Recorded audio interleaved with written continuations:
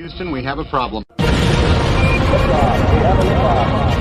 copy you on ground. We got a bunch of guys about to turn blue. First glance, it appears that the world first has been captured, a flying ship. It says closer inspection confirms, however, in fact, it is a stunning optical illusion that gives the impression of a hovering vessel.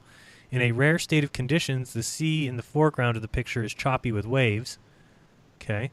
While further back, the sea where the ship is anchored to the water is calm and mere flat. So at least it does say that the ship is anchored to the water. So this is a choppy sea, and then they're saying back here it's more calm. I'm not sure if I've ever heard that reason for it, but I don't know. What do you guys think about that? So at least they're not saying that it's a mirage. You know, I mean, they call it an optical illusion, but they're just not explaining that there's more horizon behind the horizon. I can't imagine why they wouldn't tell you that. I think they just always have to come up with nonsense because we just have a logical explanation. They have to do constant backflips, and this week is only confirmed for me. I've gotten attacked by a ton of gamma males ever since the McToon debacle, so I'm just like, let the dead bury the dead, bro. That's all you can do, right? Okay, here's another one. So this is great, and you can see clearly. And you can clearly see the water there. Wow, this is a really good one. Yeah. It's great. And for me, it's not even there. You know, it's kind of like what Bob was saying as well, like on Jay Tolan's, you know, the clouds up in the sky. Look at these clouds. I mean, they're sideways. They're so far back as well, right. You know. You they're can not see tilting. The water behind the ship, too. Yeah, and this is where, I mean, it would be great if we knew the distance to this, you know, thing. But again, it's so hilarious when McToon will just take an image that has no boat here, and he'll claim that the horizon line is dropped as per the theodolite, right. But it's hilarious because there's clearly here, you know, this is evidence that what he's saying is complete nonsense. But I mean, it should only be dropping when you go up in their model, right? Not in the ground, on the ground. Right? No, yeah, this is even a rare occurrence. The only reason that you know that it's there is because the boat's there. If the boat wasn't there, it would just look, you know, quote unquote normal. Absolutely, you'd be looking out at the water, you'd be looking out at the ocean, and you would see this line here, and that would be your assumption, is that that's where you know, the boat, you know, finishes. But that one's a little different. I mean, that one we see all the time. But the actual, what looks like a floating boat, this might be a good one. I don't know if that's a real image. Oh, now, see, this is ridiculous. They call this a Fata Morgana mirage. That's not what it is. That's where they're making shit up. See, it says Fata Morgana mirage makes these tankers seem to float in midair. Fata Morgana is completely different than this. Fata Morgana flips images. It's nothing close to this. So this is the one everyone sees. Yeah, I mean, and these things are never static, like Jaron. Like it's over time, they can go up and down and distort. Oh, of course, they'll change completely. Yeah, it's just an illusion. I mean, here you can actually see the water line behind this boat. Yeah. See it? Yeah. If you bring up the contrast, it totally would do that very more easily, even. Oh yeah, I'm sure. So, but that's not a Fata Morgana, and they can call it whatever they want. But again, it's just here. You can actually see the reflection of these clouds in the water here. See that? Yeah. And so this is just more water. So again, for them to say that the horizon dips, in my opinion, is just they're out of their minds. And that's crazy because you're seeing the very front of the face of the boat all the way to where it touches the water. So how is that even possible? Now this is a Fata Morgana. This is the correct assumption. That's the correct use of that word. It's a mirage, and the image is flipped. Everything is flipped up. Fata Morgana is a word that came from the Italian language, and it means, help me, Rodrigo, to translate, but it means Hada Madrina. Yeah, like a fairy tale, you know, fairy mother, I don't know. Because there's some story about people used to see these ships out in the water, you know, far away, and think that there was some sort of, you know... Narnia world, yeah. Yeah. But I mean, this is a Fata Morgana, and then they just take that and they call these other images, like we just saw, this. This is not a Fata Morgana. It just doesn't even make sense. There's no, where's the flipped image? Where's the mirage? There isn't one. It's just, this is just water, and this is kind of the edge of how far you can see. And if you watch, you know, the show that we did with Life is Short yesterday, the observable reality. Remember, Jaron, that he has some videos that show the boat going away and merging and then going up in this kind of apparently going up in the air, but also dividing it and being, you know, becoming something else. You know what I'm talking about as well? Nobody knows what you're talking about. Nobody has a clue. Even you, more. Rodrigo. Oh, I love it. Here's some debunked Fata Morgana hovering boat. Metabunk. I can't stand that site. Can you imagine how easy it would be just to that guy. Metabunk? Oh god, that guy. It's so He easy. needs too much love, man. He needs love. He needs love. And I'm starting to see more people talk about this. And I was going to do a video a while back, and I just stopped, but because I'm not even sure the whole stupid Titanic story is real at all. But a lot of people think that one of the reasons that the Titanic might have sunk is because the Californians saw it but didn't recognize that it was the thing, because the Earth is flat. Because they were seeing it, and they said, wait, we're not supposed to see it because it should be well behind any curve, and it was just sitting there on the horizon. Now, of course, they'll describe it here as, the iceberg is obscured by this mirage layer, but it didn't even need to be that. Here they're showing it like this. For me, the Titanic is more related with the bankers and right, exactly. I mean, that's it's the same thing on the 9/11. I mean, the JP Morgan, the guy who built it, they don't take the boat. Yeah, they don't get on that night. I mean, no, we're not getting on. Yeah. Yeah, and one of the main funders for the Wardenclyffe Tower that Tesla was building for energy was on the Titanic, and then he died, and then JP Morgan pulled the rest of the funding. Yeah, that's JP Morgan founded Einstein. Right. And he was following the script from a novel. Wolbers. Right. Yep. Identical to the Titan novel. Yeah, so exactly like the novel. Like in there were place. six bankers opposed to the Federal Reserve, and that's the same year the Federal Reserve began. Wow. So yeah. Anyway, this is let me paste in the comment sections to share 2 videos based on the idea of Rodrigo. I paste 2 links for thermal cameras with long distances. Of course, the company is not a flat Earth company, but they show this idea that maybe could be work. For me, it was a nice idea, Rodrigo. But do you know what I'm talking about? Observable reality, the channel. You know what I'm saying? That was another thing. I just I know. After you said like, hey, we can use thermal cameras. I know. The horizon. The other thing, nobody knows what you're talking. No, because you said, well, nobody knows what you're talking about, Rod. I'm talking about the observable reality channel. You know, right? I know that. Okay. I'm joking. I follow. All right. Because these kinds of things, instead of, of course, here you're seeing this static, one photograph. But, what he's been showing, kind of similar to what Life is Short is doing and other channels like the Sky, what was the name? Free Sky. Was Sky doing 3. as well. So channels are dedicated to just observations, and there you see lots of these things actually happening as they unfold instead of just a photograph, right? As well, which is interesting. But both things are interesting. But some people might not know that it's not just there's a condition, and that condition remains the whole day. The whole thing is shifting all the time. So you might not see one thing in one moment, and it's kind of. I used to work all the time at the beach, looking at the horizon, and I started, just seeing every day. I would see a different kind of horizon, more fuzzy or much crisper, and when you can see really far away boats that when we zoomed in, they were perfectly flat. So.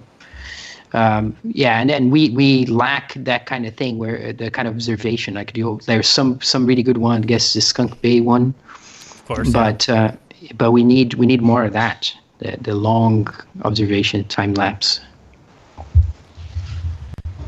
Yeah, and I'm showing here now just the video that was done by Grotto 1. I'm sure everybody's seen it. I think we talked about it on yeah. I get confused at what I talk about on Raw, or whether I talked about it on here, or whether I talked about it on my other show, or whether I talked about it on Globebusters. But I think we talked about the Grotto 1 observation, didn't we? Yeah, it's excellent though. So it's another and he's done many others, no? Before. Yeah, he did the same lake test a while back, and again, everybody argued, the laser isn't flat. But I like these better than I like the laser tests. I like these ones, picking up the light like that from a distance. And by the way, thank you to Kevin Sonin for the super chat. He says, "Keep crushing," and Mark W. Thank you, guys. It's cool as well because it's very rare. You need to be in the north to have a lake that gets frozen like this, so you can drive a truck on top and not fall in it. I'd be scared to do it. Period. Yeah, I mean, I wouldn't go. There's stories from when the Russians attacked the Finnish in Second World War. That it was such a massacre because the Russians would go with their battalions on top of a lake, And the Finnish knew that they were on top of a lake, so they just hit the lake and the whole battalion of thousands of men fall in the water. And it's terrible. But now here you see this, but also it's even, it's frozen, so it helps with the conditions in the air and with the optics. And also it makes it really, really flat, because it froze flat, so it's kind of extra, safeguards for your observation. The water's not moving at all. So, and there you have all the lights right there. Yep, clear as day. And yet, what's their answer for this one, you think, Austin? Yeah, I was supposed to say, you can't say refraction. So what do they say? I mean, you just have to ignore it, whistle by it, right? Yeah, I was going to actually play this from Ben's channel, but I didn't even get to it because I didn't want to let him move on, but I don't know what he would have said here. He would have made up some nonsense wizardry, I'm sure. Well, again, if they don't even believe now that the horizon that we see is the real horizon, then they can just say anything. This is what Wendell knows quite well with these guys from IIG that, came out and told me it didn't matter how far we see. Doesn't matter if you see 50 miles, doesn't matter if you see 500 miles, that the object that you're seeing is traveling along the curvature of the Earth. Yeah, and even also your observations, Jaron, with the plumes, that's 28 miles or something? Yeah, 28 miles is huge. That's really far away. And Wendell, you've done how many so far? Well, I think 35.9 miles out on the salt flats. So it's overland, McWest, overland. Oh, boy. What's interesting here is if you go he has like a 6-part series, and what I liked is that he actually shows him driving between setting up each light and speeds that up. So you get a real sense of the distance between these lights. And initially I thought, if there was a bulge, you would see these lights at a different height. But after watching Travis's perspective video, I think that because they're so far away, they would still all flatten out. You wouldn't be able to tell if they were at different heights or not. No, and they're all at the same height, right? Yeah, and what's nuts is that they're almost like, if you think about what Travis is saying, they're almost beyond that compression zone that they should be becoming visible, right? I guess they are, but then you can zoom in, and there they are. Which is, Right, and in one view, I think, doesn't he zoom all the way back and you realize how difficult it would be? Yeah, here we go. So, here, if you're looking at this and then you zoom back, then you see how difficult it is to actually see those lights. Watch as we see there. Yeah, that's what I'm saying. Way back here, you're like, there. What? There's nothing there. Nothing. So then why do you think Travis said that if you had zoomed in on the light that was cut in half, it's the full light wouldn't come in? That's the only part I didn't understand what he was saying. It's the only part of the comment, and I wish I would have asked him again, but I thought for a second he was saying something different, but then thinking back and now you mentioning it again, I didn't quite get what he was saying there, and I don't know why he would not use that as an okay argument. I mean, the argument is that, by zooming in, you can pick up that light again, but something close to that camera is blocking its... It's the same thing as boats over the horizon, right? I would think. Because what he was saying is what the camera sees is what it sees, even if you zoom in or not. But I think that in zooming in, you're actually bringing not increasing, you're decreasing the perspective. How it. Right. Right. Yeah. You think it's almost like rising up a little bit? The zoom? I'm not really sure. I was kind of confused about that. I would have to ask him again because, clearly what he's saying, okay, so here we don't see those lights, right? At least it appears we don't. And by zooming in, then you do pick them up. So I'm wondering, he says that, okay, so I think what he's saying then is that from here, that you can see those lights and maybe just, how do you explain it?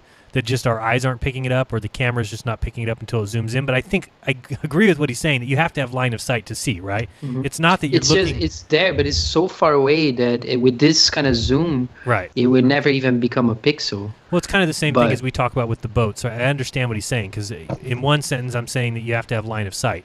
And in the next sentence we're saying, oh, well, you have to zoom in to see these. Well, you still have line of sight. So it is the camera's only bringing... And that's where I agreed with what he was saying. That the camera is only bringing up what it can see. It's only magnifying the line of sight. It's not going over any curve. And I've heard people describe that as like, oh, well, when the boat goes over the curve, then you can zoom in and bring it back. Well, that's kind of deceiving because there is no curve there. you have to have line of sight to those ships anyway. I just think that they get too small to decipher. And of course, once you go further past the atmosphere or further into the atmosphere, like I've always described it as panes of glass or whatever, it becomes impossible to see that far. Mm-hmm. That's why we don't have zoom eyes, right? Eyes that zoom. And I'm not sure some animals do. I think eagles might have some sort of the eyes are better in some birds. They have big eyes, and I think they're able to zoom. I'm not so sure if eagles are able to zoom in. This is always kind of it's very interesting, the study of the eyes of all animals. I know somebody who's a anthropologist that looks into. That's a crazy study. I've never known how much I trust in all that. When they say, oh, well, they can see how exactly. How do dogs see? Oh, we know how dogs see. Well, I'm not sure if they really know how dogs see other than by just testing it, right? I mean, if you put, I don't know, a treat under a red bowl and a treat under a green bowl, can the dog recognize the colors? And maybe they realize no dogs are colorblind. They can't tell, if the colors are the same. Yeah, I think you can tell. My dog used to not be able to find certain things in the green, in the red, if it's red or green, but if it was a ball. But I mean, they have so many other ways of finding things by smell and by sound, and so I always been skeptical of this, but I don't know how they do it. Actually, it might be quite, that kind of anatomical studies are quite advanced. There might be actual. I think that's how it is. There are actual differences between the eyes. When you look at human eyes and other animals, that you can realize some have more. Like cats, clearly you can see that their eyes are much quicker to adapt to light, and at night they can obviously see way better than we can. So that is pretty clear that nocturnal animals have much better night. They have night vision, essentially, even mammals. It could be that the laws of the inverse square laws, when they're bashed against the laws of perspective, then that's what you see what's going on here. I know that when we were out on the salt flat, we did a candle experiment for the inverse square law, and at 1.5 miles, you could see the light from one candle, but at 1.6 miles, you couldn't. So.